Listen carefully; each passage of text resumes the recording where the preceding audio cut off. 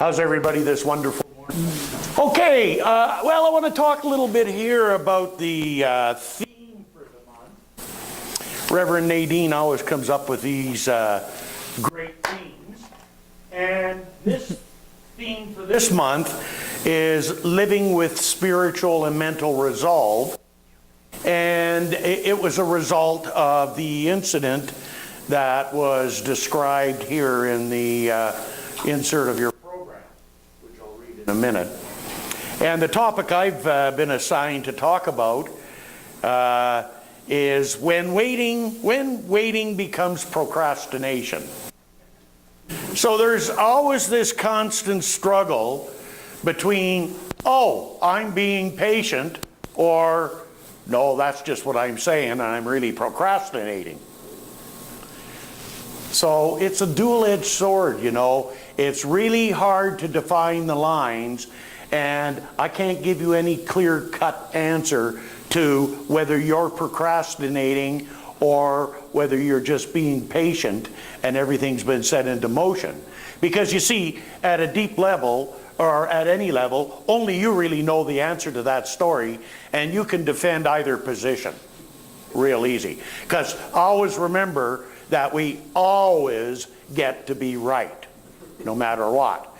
It's not a matter of that, it's just a matter of what do we want to be right about. So we'll bring it back into patience and procrastination.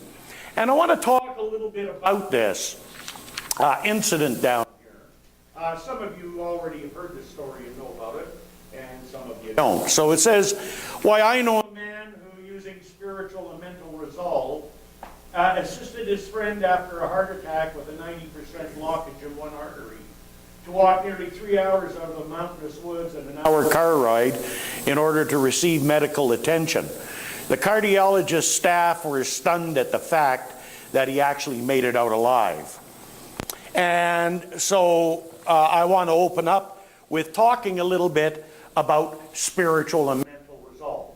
You see, when you are in a situation, and by the way, it's a whole lot, honestly, it's a whole lot easier to understand going into action, being patient and learning to believe and trust when you're up against the wall and there is absolutely no other alternative that you could think of, okay? So in one way, it's a whole lot easier to be in this position.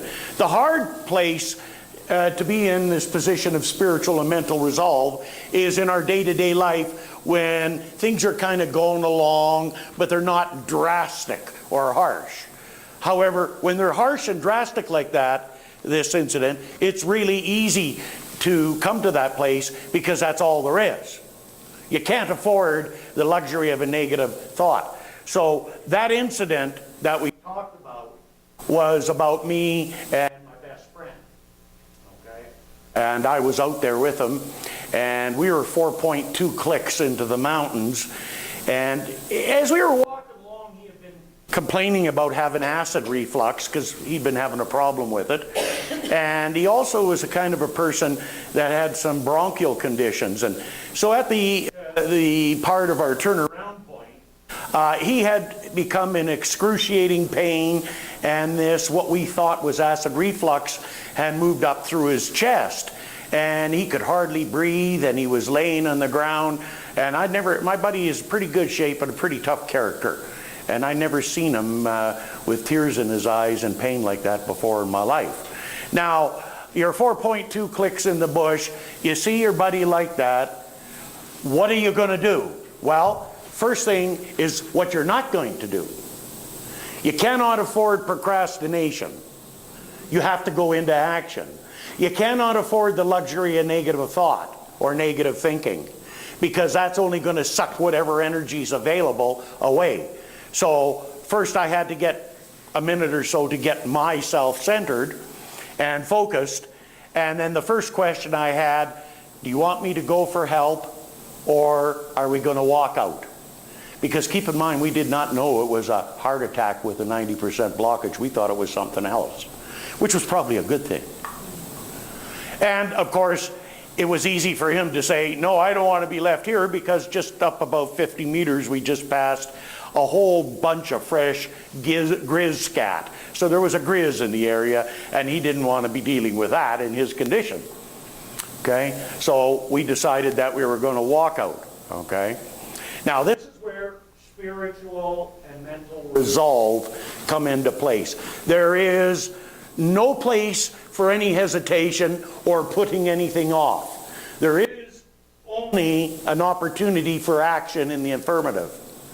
And that involves two things. That involves a mental toughness and mental resolve to stay focused on the task at hand. That's what we got to do. It's always about the focus on the task at hand. It doesn't matter how you ended up there. It doesn't matter why you're there. It doesn't matter all the conditions that put you there. When you're in that position, there is only one question and one action. The question is, how am I going to get out of this? And the action is, I turn it over to the Spirit within me, and I know that I am divinely guided, led, directed, and inspired to right action. So I did the spiritual mind treatment, put my mind into spiritual resolve, and I made sure that my friend only had positive thoughts and only was looking at resolve, and he was allowed to keep his pain, though, because you've got to keep your pain. It's there. You've got to deal with it and manage it. And if you accept that it's part of the experience, then, as what Monica was saying in that case, that friend is there, that fellow is there for the day, you would just accept that and deal with it. The rest the person has control in. So how did we go about doing that? Well, you see, one of the things that you need when you're in drastic situations is you need wins. Because you got to see something good happening. And so what I did was establish a series of wins. Okay, I say, see that? We're going to go right up there, 100 meters. That's our goal. That's our focus. Let's take it one step at a time. And I never kept my mouth quiet the whole 3 hours it took me to walk out 4.2 clicks. It was like that. After the next rest, I seen him laying, writhing there, and something inside of me told me, no, don't let him lay down anymore for a break. Let him sit. Which I found out later is if you have a heart attack victim, that's what you're supposed to do. You don't lay down and wait for the EMT, you sit down. Okay? I did not know that. But you see, sometimes you don't have to know. All you've got to do is open up and trust, and you'll be given what you need when you need it. Because remember, with the universe, you're always on an as-need-to-know basis. And when you need to know, it'll be there for you. But this is where, you see, the other thing comes in. This is where believe and trust and faith come in. Okay? And when you're in that position, there is absolutely no doubt that you'll be given what it is you need to do when you need to do that. So it was a series of wins that I set up for them. And we walked up. And then there was an event that we had to deal with. And that was a hill. We had to go up a hill. And it was about 800 meters long. Not real steep, but it was a hill. And it was hard enough for him to get to each of the little wins. So we stopped and did another treatment. And the most amazing thing happened is all of a sudden his pain lifted and his breathing went to normal. And he had the strength and energy. And we went and we made it up that hill. We had to stop a couple of times, a couple of wins. But once we got to the hill, that was it. The pain and everything was back again. Isn't that interesting? Try to explain that by looking up in your Funkus Wagner dictionary. It still worked. Okay? And so I got him, and there were other opportunities then because there was other people working way up further the path. I didn't know whether it was 1 click or 6 clicks, but there were some trucks there. I could have gone and got help, but we were really into the flow, and we were really into the process and the system, and it was working. So I got him to the car, and he crawled in the back seat, and you should have seen the look, how he looked. He didn't look good, as you can well imagine. And so I made the decision not to speed or anything. I just put her at my usual 10% over and went straight to the foothills and checked him in. And when I went in the next day to see him, he was there, and of course he told the cardiology team exactly what happened. And the whole cardiology team, the old guy, the doc that's been doing this for years, and the other doctors were there, and I walked in, and he said, "That's the guy that got me out." And the doctor looked around me, the head cardiologist, he shook his head, he said, "How the hell did you do that?" Because they could not explain why he was not dead. The only rationale they could give that he was in good physical condition, and that must have helped, but they just shook his head. They couldn't explain it. How did you do that? Well, it was spiritual and mental resolve. And not accepting any alternative, and to do what it was necessary to do in order to have the experience one desired. Okay? Now, I actually went back there a few weeks later with some buddies. I've been there a lot before. But I needed to do this for myself. And I went back to that spot, and I said, okay, I'm taking away all the little limbs. This is just one walk. Okay? I take all that away, and I'm just going on one walk out. And by the time I walked out, I was in the parking lot shaking my head going, how the hell did I do that? Now, it just didn't make sense. So anyhow, that's what happened. Now he's going along doing real well. You know, he's 10 years younger than me, but he's got a 2-year-old son and a 6-year-old daughter. So, I mean, he started his family late, needless to say. And of course, that was one of the motivating factors that I used to keep him positive, was seeing his kids again and stuff like that.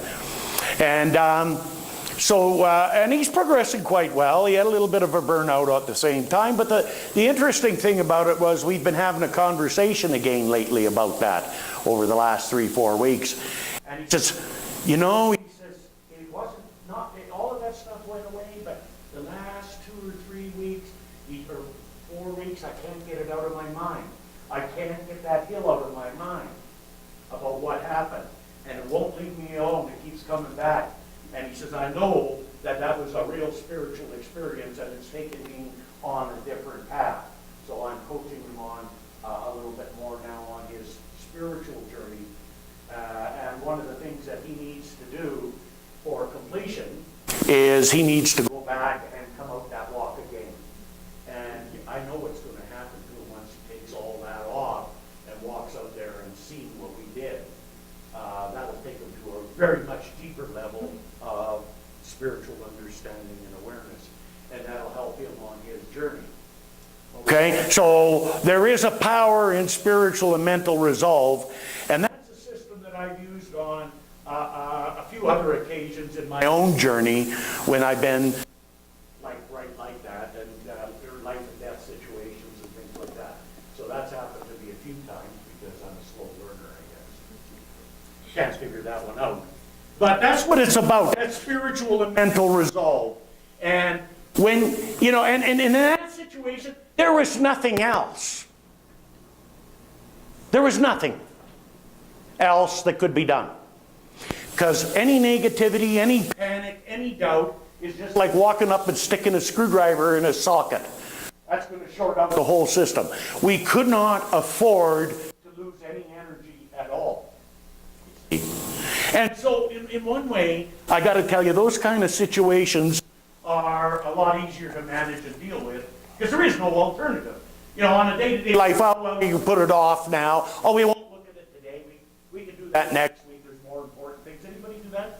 This isn't important. That's there. And you know damn well it's important. But we go to these, and this is to negate that, we go through this process to rationalize and justify and putting that off because something else is more important. And that doesn't mean that that something else isn't important.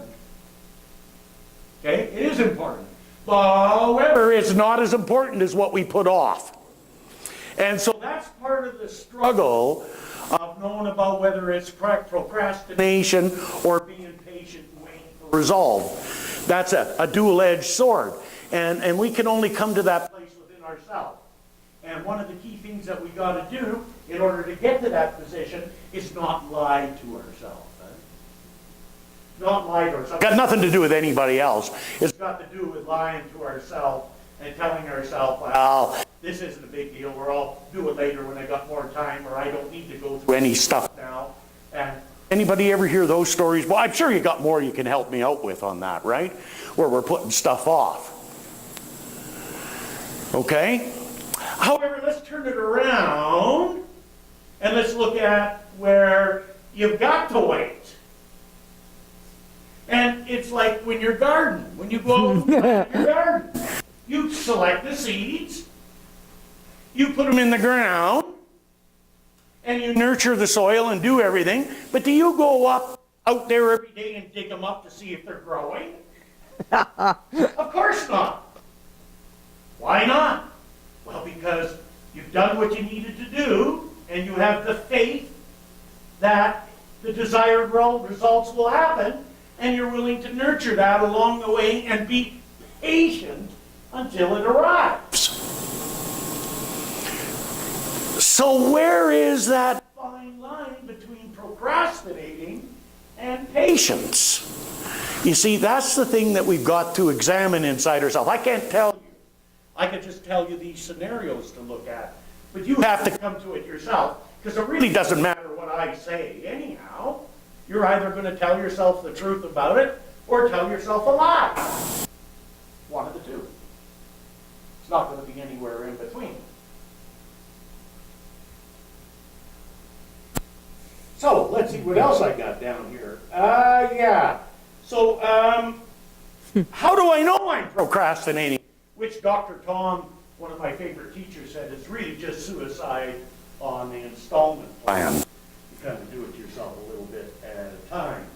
So how do I know that I'm procrastinating as opposed to being patient?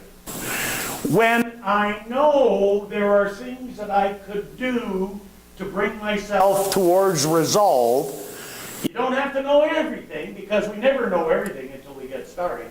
But when there's those things that we know that we could do to take us to resolve and into a happier place, and we're not doing them because something else is more important, then that's what we call procrastinating. I recently been dealing with the government.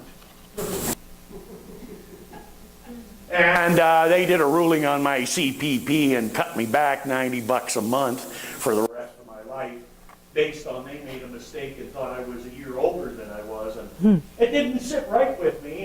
And you see, I had 90 days to write them a letter to either A, protest and back it up, or B, to demand, because I'm an accountant also, so I need facts and figures to analyze. However, that's not the real story. The real story is how long it took me to write that letter, and how long writing the letter took. It took me 65 days to write the letter, and I wrote the letter and had it in an envelope in less than 15 minutes. Well, what's the big deal about that? I got it done. It wasn't the fact that I got it done. It was, what did I do for those 65 days with that being on my mind? And finding all these good reasons to move it over, to do it later. I can show you my calendar where I had it slotted about 25 times to do it, move it over. What's that difference, you see? The difference is I was procrastinating on doing that. And while I was procrastinating on doing it, because sometimes I don't like doing that kind of stuff, but it was necessary to be done. So I was procrastinating, but that's not the big deal. The big deal is how much time and energy in my thinking and mental process did I waste during those 65 days, with that being in the back of my mind and keep coming up and nagging, and me finding it have a new story to be right about why it was okay to do it later instead of do it now. Sound familiar? Yeah. And when I did it, I couldn't believe that I put myself through all of that. And it wasn't what I would call a big deal. However, it was a waste of time and energy. When all I had to do was just do it. 2 words, 2 letters, and each word is one of the greatest things that we can use in this teaching. Do it. And that'll move us along. Of course, we got all the valid ones. Well, what if I'm not doing the right thing? How can you not be doing the right thing? If it comes to mind, it's got to be the right thing. Well, these results aren't right. Well, that means you were attached to the outcome of the results, and you can't be guided, led, and directed if you're attached to outcomes. You have to release that. And just be willing, as Roosevelt said, if I could find out where I put him down here, do what you can with what you have where you are. Theodore Roosevelt. That's all you can do. Well, what's the next step? How do I know? I've been working on this idea of figuring out what the next step is for 30 years. Just as a game. Because I'd like to be right once and figure it out. So far I'm batting 100%. I've never been right to figure out how it was going to happen. That's not my job. My job is to start where I am with what I have and what I can now and step forward. So that procrastination and patience thing, it's a real tough one to come to accept within yourself which is which. However, when you start to tell yourself stories and you know there's things that you can do and you're not doing them based on whatever these stories are, like here's a favorite one, I'll wait till the time is right. How many of you use that one? I did that about 10 years ago with something and I still haven't done it when the time isn't right. Okay? How do you know when the time is right? If it's on your mind, it's right. If it's not, it's not. Yeah, right. So, then the other concept that we want to look at is our need to make things happen. Anybody try to make things happen? You see, we don't make things happen. That's not the way it works.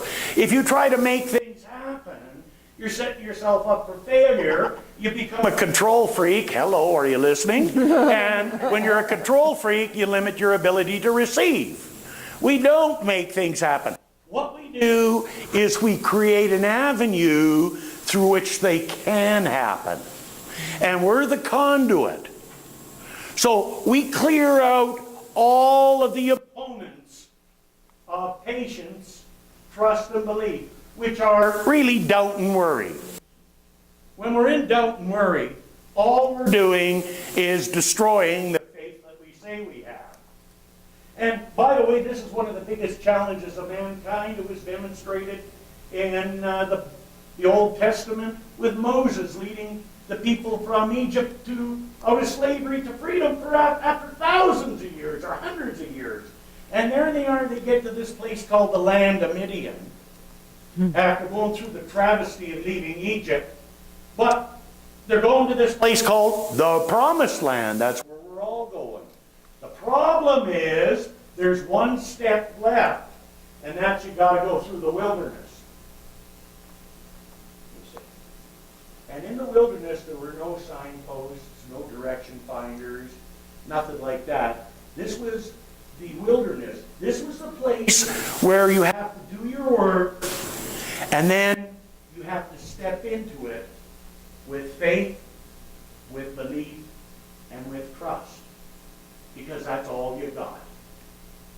And basically, that's what we got to do, no matter how big or how small the situation is. We work the same process because God and Spirit doesn't know big and small. It only knows what is, and that's the law. Okay? So we got to step into it that way, and we got to work with trust, and we got to work with faith, and we need to be patient.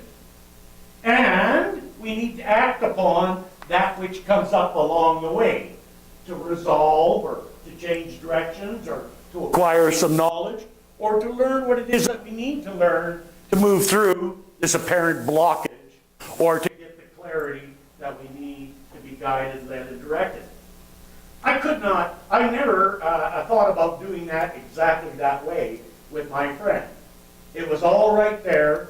the only thing I knew how to do was to keep things on the plane of being positive mentally and to do my spiritual work. That's all. There was nothing else. So it's easier to step into trust, faith, and belief when that's happening than when we're doing our regular day-to-day job and life. So that's the challenge, is to take those components and have that spiritual and mental resolve and then step into the experience with faith, trust, and belief, and be patient, because results are delivered. Unfortunately, the time frame is a little bit different. We like to know when it's coming, or we like to have this in place or that in place. We have to come to accept that in the spiritual realm, that is never going to happen, because we're always on an as-need-to-know basis. When we need to know, we'll know. No sooner, no later. Many times in my career, I remember doing memorial services for a young man that was murdered, my best friend's son at the time, and having to step into that and not know what to do with all these angry people that were there. Nobody gave me that as a little tally sheet to do on me as a minister. No, there was no way I knew what to do. However, I did know how to have that spiritual and mental resolve. I did what it was I needed to do. I followed the guidance I was given. And at the end of the day, instead of a bunch of angry people walking out with violence in their hearts, at the end of that, the people walked out, and I had these big, tough guys that were pretty heavy duty shake my hand and had a tear in their eye saying, I don't know what happened. I don't understand what happened. I just want you to know I'm okay. I feel okay. So they could walk away complete. Now, how did I know how to do that? Well, I didn't. All I knew was to have the willingness to be of service and to show up and to facilitate the process. And I had to walk into it because there was a lot of negative energy with that spiritual and mental resolve and the trust and the faith that I would be given what it was that I needed to do, and it was there. And so I could go on for the rest of the day and all day tomorrow with stories I've experienced in my journey being in the ministry and my own personal stuff that demonstrate that, because it just goes on and on. And I'm sure that you're all grasping what I'm talking about right here and right now. Just a couple more things, because I was told I had a few extra minutes because there's no guest artist, so I'm going to take them. In Hebrews chapter 10, verses 34, 35, and 36, St. Paul's talking to the Hebrews, and he said, cast away therefore not your confidence, which has great recompense of reward, or great payment, for ye have need of patience, that after you have done the will of God, you might receive the promise. So that means when you've done what you need to do spiritually, okay, at the spiritual realm, manifest in the physical, so you take the action out here in a spiritual context, then patience is waiting for that which will come because of what you've done. That's what he's telling the Hebrews there, and that was one of the main teachings, you know. Jesus said that in Mark chapter 11, verse 24. He said, therefore I say unto you that what things soever you desire, when you pray, believe that you receive them, and ye shall have them. Didn't say, oh, well, it works for a few things, but not everything. Yeah, it's basically everything. There's no conditions here. So either, you know, a lot of times people come into the biblical stuff and they don't look at it quite maybe metaphysically like this. And if you look at that, you either believe it or you don't. And it was a great master that said it, so you either believe that or you don't. And if you believe that, then it's a good thing to work with it and to do it. Boy, I like this one about procrastination. It's like a credit card. It's lots of fun until you get the bill. And this one is an interesting one. Procrastination is one of the most common and deadliest of diseases, and its toll on success and happiness is deadly. By the great philosopher Wayne Gretzky. Yeah. Okay?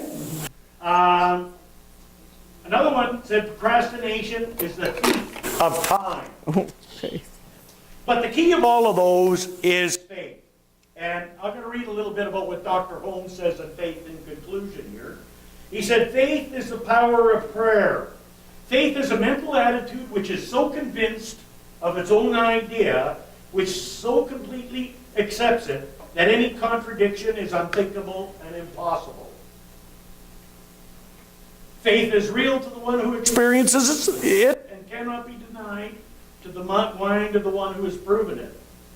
Faith will not be denied, and it will take no for an answer. Not take no for an answer. Faith is not hope, it is substance.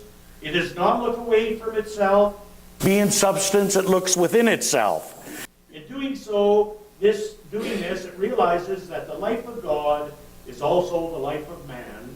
Faith affirms this and denies anything and everything that contradicts what too is the supreme fact of existence. So that's the cornerstone, is working with the faith, working with being patient, working with a positive mental attitude, and then trusting that the results will be there. And the biggest thing that we got is procrastination, which really is harboring doubt, harboring worry. Because worrying doesn't really matter a bit anyhow. Because whatever's going to happen is going to happen. It's just that let's put some positive energy in there and give it some gas instead of putting negative energy and sucking all the gas out of the tank. Because that's what we do.